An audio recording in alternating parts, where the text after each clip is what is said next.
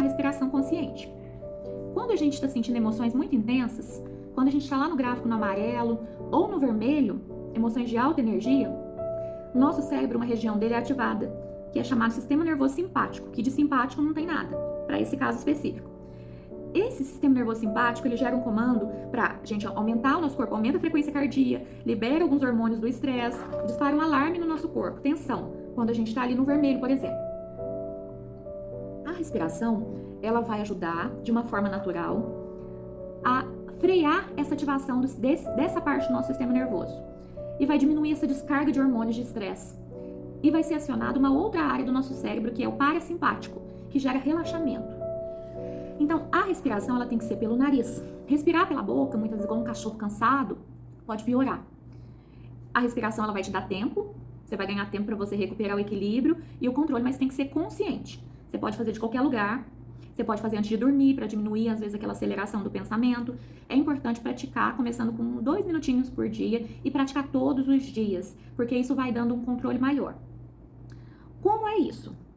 Você vai deixar fora do teu alcance celular, qualquer objeto que possa te trazer distração. Vai ficar numa posição confortável, você pode fechar os olhos ou baixar as pálpebras, fica atento à tua postura e você vai inspirar e expirar. Só que enquanto inspira e expira de forma lenta, você vai falar algumas palavras. Inspiro dentro, expiro fora. Inspiro lento, expiro fora. Inspiro calmo, expiro fora. Inspiro, sorrio, expiro fora. Você pode até escolher as suas palavras, mas essas são muito usadas na atenção plena. Então é dentro, fora. Profundo, fora. Calmo, fora. Sorrio, fora. Você vai expirando lentamente, vai voltando. Você pode usar as suas palavras. Importante que sejam palavras de tranquilização. Eu gosto muito do inspiro dentro, expiro fora. Inspiro profundo, expiro fora. Inspiro calmo, expiro fora. Eu gosto mais desses e dá pra fazer à noite porque ajuda a dormir. Então, tende a proporcionar um relaxamento pro corpo e é simples.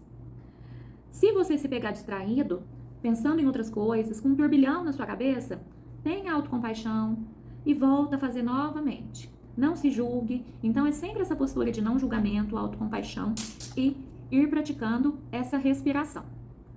Então, o primeiro ponto de regulação emocional é a respiração. Quando você está muito irritado, você já deve ter ouvido alguém falar, conta até 10. Então, isso faz sentido, né? Quando você respira contando até 10, por exemplo, vai ser o mesmo mecanismo de desativação de uma parte do seu cérebro que está ali disparando e ativação de outra que traz um relaxamento maior. O segundo passo é a antecipação.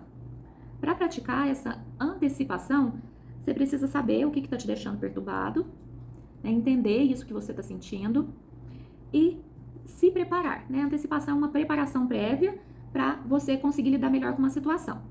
Tem que tomar cuidado para essa antecipação ela não se tornar uma preocupação ou uma ruminação. A preparação ou antecipação é eficaz. Então você vai, de forma consciente, programar ali na sua cabeça, traçar uma estratégia possível e soltar. É muito importante soltar. Então, por exemplo, você precisa ir para casa da sua sogra no Natal e a tua relação com ela não é muito boa, todo mundo sabe disso, né? Não é segredo para ninguém. Só que quando chega perto, você já começa a ficar angustiado porque ela fala muito na sua cabeça, principalmente quando ela está sentada mais perto de você. Você já prevê essa irritabilidade que você vai passar. Você já prevê esse caos. Evitar é uma estratégia? Poderia ser, né? A curto prazo é bom, mas a médio prazo pode atrapalhar a tua relação com o teu companheiro, pode atrapalhar outras coisas na tua vida. Então, evitação não é o caminho nesse caso. Como que você pode se preparar para isso? Você pode pensar que naquele dia você vai ficar o menor tempo possível e você vai sentar no outro lado da mesa. Se tiver muita gente, mais fácil. Então, você vai sentar numa posição mais longe dela, né? E você vai ficar o menor tempo possível naquele local. Então, você já está pensando numa estratégia. Então, você pensou nessa estratégia? Pode não dar certo? Pode não dar certo. Mas você pensa e libera. Outra forma de antecipar é pensar o que de pior pode acontecer. Todos os desfechos desagradáveis que você pensa que pode acontecer. Então, você pensou em todos os desfechos e o que eu vou fazer em cada um?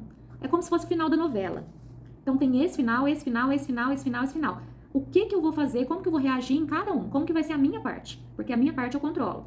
Ah, imagina que ela joga refrigerante na sua cara. Como que eu vou reagir a isso? Não de uma forma permissiva, mas de uma forma onde eu não me faça tão mal, que seja bom pra mim a longo prazo. Né? Não tem resposta pronta. Eu não sei o que você faz se ela jogar refrigerante na sua cara. Mas é importante você pensar o que você pode fazer neste caso que vai ser bom para você a médio e longo prazo. A curto prazo, a curtíssimo prazo, talvez você tenha uma reação de agressão.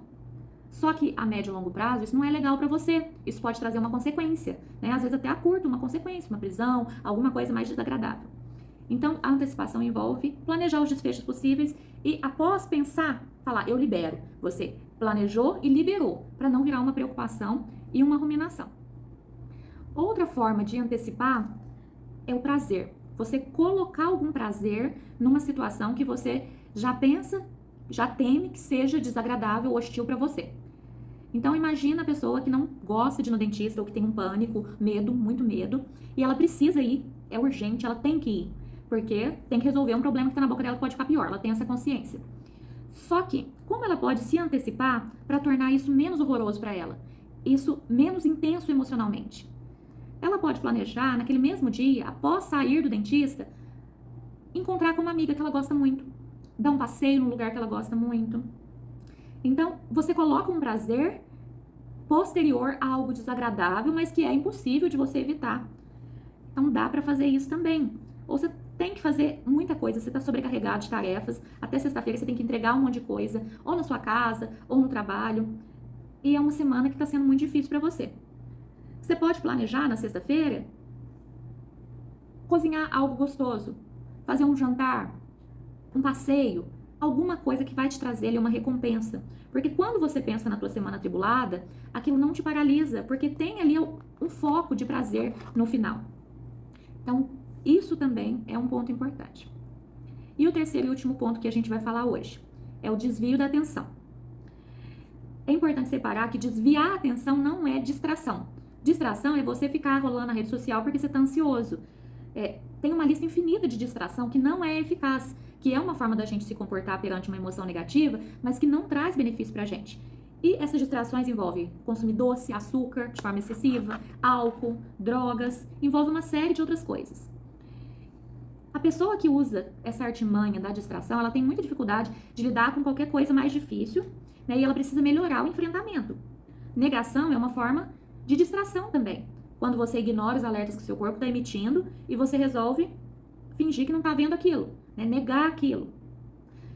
Distração é contraproducente, não é eficaz para a gente lidar com as nossas emoções. Então não pode confundir distração com desvio de atenção, que vai ser mais produtivo para nós.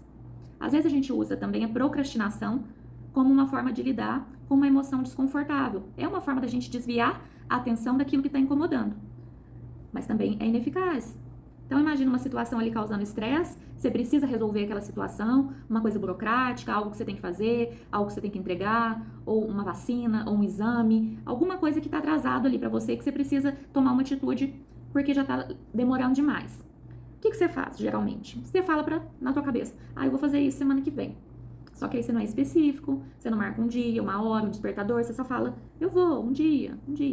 Semana que vem, aí semana que vem você fala na próxima, e na próxima, e vai indo, até que uma urgência se torna uma emergência. Aí quando vira um compromisso inadiável, uma coisa que vai te trazer assim, um desfecho trágico, você vai e faz, né? Procrastinar também é uma distração, né? Tanto que pessoas que têm TDAH podem ter essa procrastinação de modo mais severo, que é o déficit de atenção, né? Então você está distraindo ali daquele foco principal. E agora, a forma eficaz, né? A gente já falou o que não serve pra gente, o que não ajuda. Qual forma é eficaz? A primeira é falar com você mesmo na terceira pessoa. Isso já foi estudado também, tem algumas pesquisas mostrando que falar com você na terceira pessoa diminui o estresse e você consegue se afastar momentaneamente daquela situação. Então você começa falando pra você, por exemplo, eu. Então, Viviane, você sabe que esse sentimento é um sentimento passageiro, que logo vai passar. Rosimeire, né? Fala com você mesmo. Então, Rosimeire, eu sei que tá sendo um momento muito difícil pra você, mas o que eu posso fazer pra te ajudar? Então você fala com você mesmo, na terceira pessoa, né?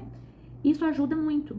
É a mesma coisa que a gente faz quando eu pergunto pra vocês, o que você falaria pra um amigo querido? Então, vocês não precisam de mim para falar isso. O que vocês falariam para um amigo querido? Quando você fala com você na terceira pessoa, você se afasta um pouco da situação que você está vivendo, você tem um desvio do foco daquela situação, mas é um desvio do foco que não é uma distração. Você consegue enxergar aquela situação com maior clareza, como se você fosse aconselhar uma outra pessoa. Então, distanciando da experiência, você consegue olhar ela melhor e tomar uma decisão melhor. Então, é um item muito eficaz falar com vocês mesmos na terceira pessoa. Desses 3 itens, então, vamos só recordar. Respiração consciente, sempre usando uma palavra, na ins e na expiração. Antecipação, pensar nos desfechos possíveis, quais os finais possíveis para essa novela que você está assistindo, da tua vida, dessa situação, e o que você faria, né? Qual o final que você, como seria seu comportamento em cada final, sempre pensando o que de pior pode acontecer. E soltar. Pensa sobre isso e solta. E o desvio da atenção, que é você falar com você inicialmente na terceira pessoa, para você se distanciar daquele foco ali, que é o problema naquele momento. E lembrar que evitação não é uma estratégia eficaz. Evitar dá uma sensação imediata de tranquilidade, de que você está fazendo a coisa certa, de que você está tirando um peso de você, mas a longo prazo não é bom. Então, a evitação não é algo que você deve praticar. O enfrentamento te aproxima e te faz pensar em estratégias melhores para lidar. Tem alguma pergunta? Não, doutora, me ajudou.